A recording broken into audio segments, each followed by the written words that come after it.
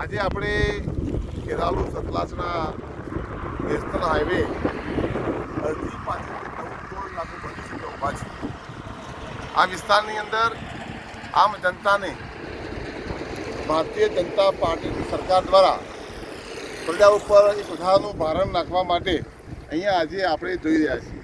આ ટોલ નાકું જે અહીંથી જે પણ વાહન પસાર થશે એ બધાને ટોલ ટેક્સ આપવો ફરજિયાત બનશે, કારણ કે નેશનલ હાઈવે છે.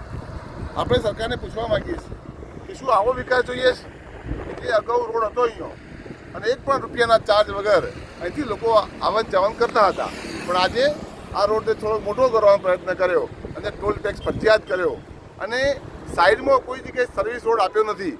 અને સર્વિસ રોડ ન આપવાના કારણે આ વિસ્તારના જે સ્થાનિક આજુબાજુ નજીકના લોકો કેવી રીતે પસાર થશે, આ વિસ્તારના ખેડૂતો કેવી રીતે પસાર થશે, એમનો ગાડો ટ્રેક્ટર કેવી રીતે જશે, એક મોટો સવાલ છે. તો માન્ય સરકારશ્રીને મારી વિનંતી છે કે તમે આ ટોલ ટેક્સ જો કોઈ નવો રોડ બનાવતા હોય અને તમે ટોલ ટેક્સ નાખો બરાબર છે. આ તો અગાઉની સરકારે રોડ બનાવેલો હતો, અહીંયા કોઈ પણ જાતનો ટેક્સ હતો નહીં, સરસ મજાનો રોડ હતો. ખેરાલુ સતલાસના અંબાજી જવા માટે આસાની જઈ શકાતું હતું અને હવે જ્યારે જવું પડશે ત્યારે અહીંયા ટોલ ટેક્સ ભરવો પડશે.